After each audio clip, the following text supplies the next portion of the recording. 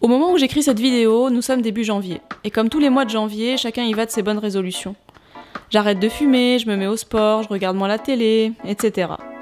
Et je ne jette la pierre à personne. Moi aussi, en ce mois de janvier, je me suis dit qu'il fallait que je dorme plus au lieu de me shooter au café instantané, qu'il fallait que je fasse disparaître ces poignées d'amour remplies de fromage, et que j'arrête de manger des sucreries à chaque fois que j'ai un petit creux. Tu veux savoir la vérité? La vérité, c'est que la majeure partie des gens n'agiront pas. Ou alors ils agiront un mois, et puis ils abandonneront.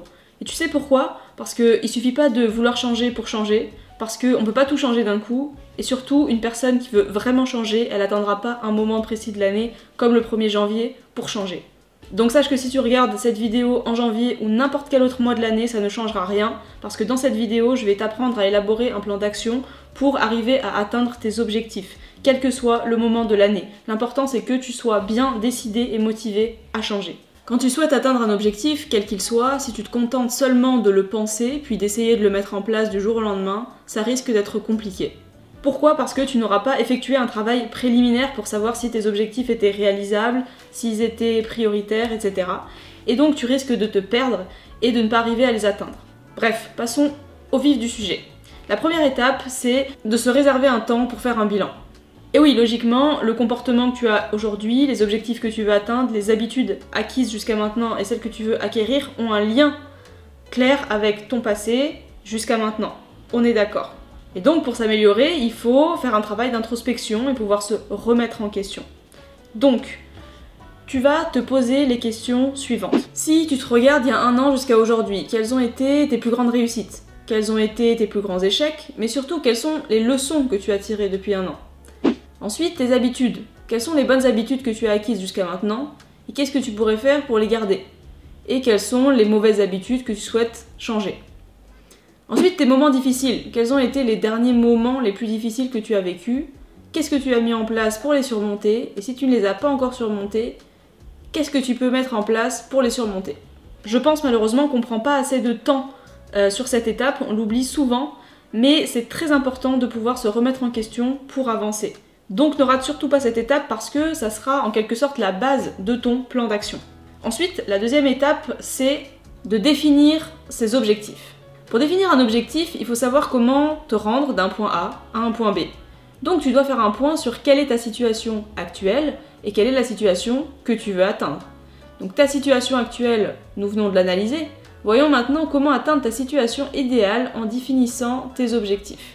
Donc on va commencer par un exercice très simple, donc tu prends une feuille blanche ou tu peux le faire sur l'ordinateur et là tu écris les 10 objectifs qui te viennent comme ça, qui sortent de ta tête ou que tu as défini grâce à l'exercice juste avant du bilan. Tu fais une liste des 10 objectifs.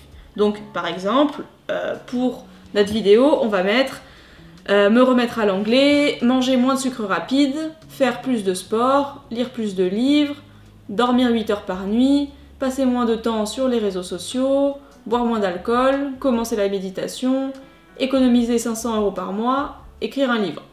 Donc tout comme moi, tu auras sûrement des objectifs très différents les uns des autres. Tu auras des objectifs qui sont plutôt liés à des habitudes, type manger moins de sucre, et d'autres habitudes qui sont vraiment liées à un projet personnel, comme écrire un livre par exemple. Mais t'inquiète pas, ce plan d'action pourra fonctionner pour tous les types d'objectifs que tu veux atteindre.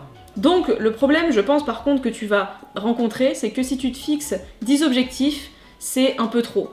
Il vaut mieux parfois avoir moins d'objectifs, mieux les détailler, mieux travailler dessus, mais pouvoir les atteindre. Donc ce qu'on va faire, c'est qu'on va réduire ce nombre d'objectifs de 10 à 5. C'est pour ça que la prochaine étape, c'est de définir ses priorités.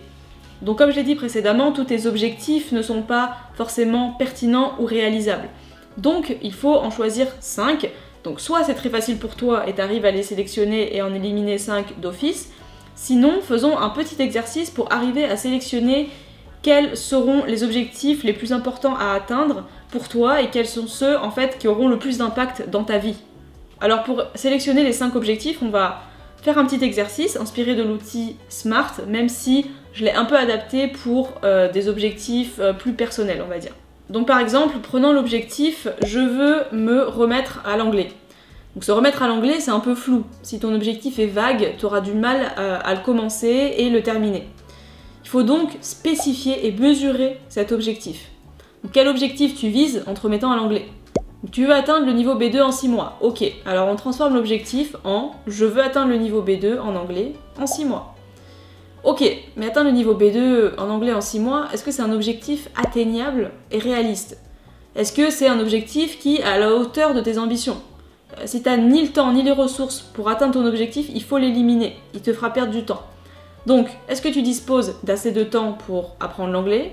Est-ce que ton objectif est pertinent par rapport à ta situation? Et par exemple, si tu as un niveau débutant en anglais, est-ce que c'est réaliste d'ambitionner d'atteindre le niveau B2 dans 6 mois? Ok, tu aimerais bien atteindre le niveau B2 dans 6 mois, mais est-ce que c'est vraiment un objectif nécessaire pour toi? À quoi cela va te servir? Pourquoi tu as envie de te fixer cet objectif? Si tu veux atteindre le niveau B2 pour te développer dans ta vie professionnelle et trouver un nouveau travail, alors oui, peut-être que ça sera un objectif nécessaire pour toi. Mais si c'est seulement une lubie passagère et que tu n'es pas vraiment motivé par le faire, alors peut-être qu'il ne sera pas nécessaire pour toi finalement. Donc utilise cet outil pour chacun de tes objectifs si tu as du mal à en sélectionner 5 et à savoir quels sont les objectifs les plus pertinents à atteindre. Maintenant, passons à la prochaine étape qui est de rendre ces objectifs pratiques. Comme je te l'ai dit précédemment, avoir 5 objectifs juste écrits sur un papier, ça t'aidera pas à les réaliser. Pour les réaliser, il faut les rendre pratiques, il faut les détailler. Donc pour ça, encore une fois, on va faire un petit exercice que je vais te montrer. Donc, tu vas prendre un de tes objectifs, donc prenons toujours le même, celui du niveau B2 en anglais. Tu vas te poser les questions suivantes. Quoi? Atteindre le niveau B2 en anglais. Pourquoi?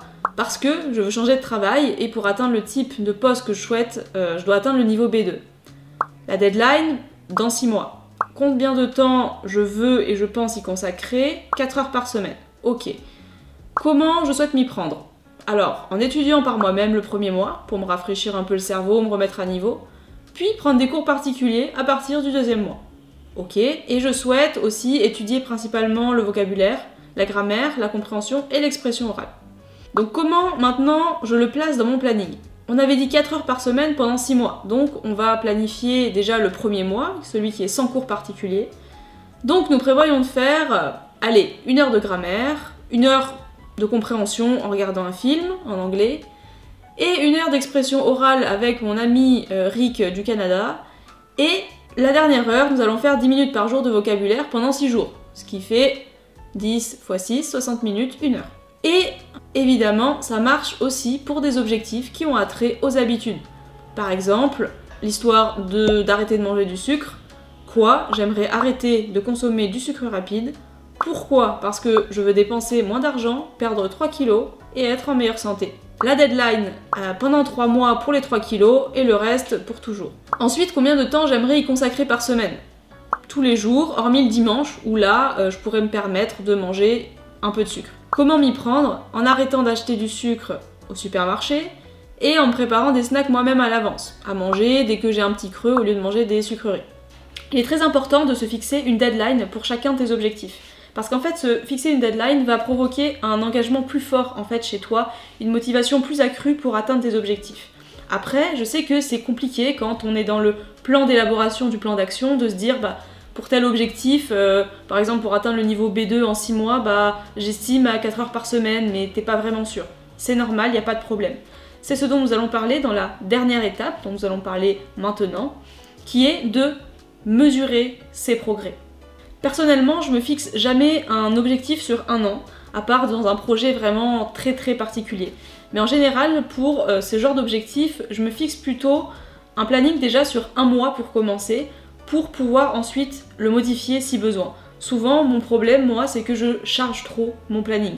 Et je me rends compte, en fait, avec les semaines, au bout d'un mois, que en fait, il y a des choses qu'il faut que j'enlève. Peut-être une erreur, une ambition trop grande au moment de l'étape de voir si son objectif est prioritaire. Peut-être que je suis trop ambitieuse, mais en tout cas, c'est souvent ça mon problème. Ça peut aussi être d'autres problèmes. Donc, c'est très important de se faire un plan d'action extrêmement précis, mais de le mesurer régulièrement. Donc, fais un plan d'action pour 1 mois, tu vois ce qu'il faut enlever, ce qui est un peu moins prioritaire et tout ça. Et ensuite, une fois que tu as élaboré un peu ton planning, que tu as réorienté un peu ta stratégie, tac, c'est bon, tu peux faire un plan d'action plutôt pour 3 mois. Je dirais pour 3 mois parce qu'après il peut se passer des choses dans la vie qui font que, etc. Déjà sur 3 mois c'est très bien. Déjà si tu arrives par exemple à arrêter le sucre pendant 3 mois, c'est déjà excellent. Il faut être fier de soi et fier de ses progrès. Et donc plus concrètement, sur les 1 mois, je divise mon planning en 4 semaines. Donc première semaine, je vais faire ci, ça, deuxième semaine, ça, etc. Donc même si tu as l'impression que ça te prend du temps d'élaborer un plan d'action hyper détaillé, je te jure que ça contribuera énormément après à la réussite de tes objectifs. Crois-moi, vraiment. Bon, ensuite, le plus dur, comme on vient un peu d'en parler, avec les habitudes et les objectifs à atteindre, c'est pas forcément de commencer, c'est de les tenir sur le long terme. Donc, comment tenir son plan d'action dans le temps? Déjà, il faut respecter les étapes qu'on a vues dans cette vidéo. Donc définir ses objectifs, définir ses priorités, rendre ses objectifs pratiques et mesurer ses progrès. Ensuite, il faut être autodiscipliné. Alors l'autodiscipline, c'est indispensable si tu veux provoquer un changement chez toi. Je ferai peut-être une vidéo là-dessus. Ensuite, il faut ne pas trop se charger d'objectifs. Alors je sais que la vie est courte, qu'on a envie de faire plein de choses, mais en fait, c'est pas du tout pertinent, comme je l'ai dit, de se charger de trop d'objectifs. Il vaut mieux que tu te concentres sur les objectifs les plus prioritaires de ta vie. Les acquérir, par exemple, si c'est des habitudes. Une fois que c'est acquis sur le long terme, après, tu peux être beaucoup plus tranquille. Et ensuite, ambitionner en fait d'autres objectifs. Mais il faut savoir choisir. Donc il faut miser sur la qualité plutôt que la quantité. Ensuite, il faut être conscient de pourquoi en fait on veut atteindre ces objectifs. Parce que si tu es conscient et que tu as vraiment un objectif précis, que tu veux atteindre un certain idéal, en fait tu arriveras à rester beaucoup plus focus. Et le plus important, avoir un plan d'action hyper clair et hyper détaillé. Ça aura l'avantage de te rendre beaucoup plus concentré sur tes objectifs, parce que tu sais exactement comment tu dois t'y prendre pour les réaliser. D'oublier moins de choses parce que tu sauras exactement quelles actions entreprendre pour atteindre ton objectif. Ça te permettra d'optimiser ton temps parce que tu auras un plan détaillé avec des actions à effectuer dans un ordre logique et précis, d'avoir plus de visibilité et d'éviter et anticiper les problèmes. Et toi, quels sont les objectifs que tu t'es fixés pour les prochains mois? Est-ce que mon plan d'action t'aide ou tu penses qu'il t'aidera à les réaliser? En tout cas, j'espère que oui, j'espère qu'il t'aidera à changer et avoir une vie plus épanouie. En tout cas, j'attends tes retours dans les commentaires. Et n'hésite pas, si tu as des questions, à me contacter sur mon compte Instagram ou bien par email. Je répondrai à toutes tes questions s'il y a des choses qui sont pas claires ou que tu souhaites des précisions. En attendant, je te dis à bientôt et n'oublie pas, si tu veux changer, ne le fais pas demain, fais-le ici et fais-le maintenant.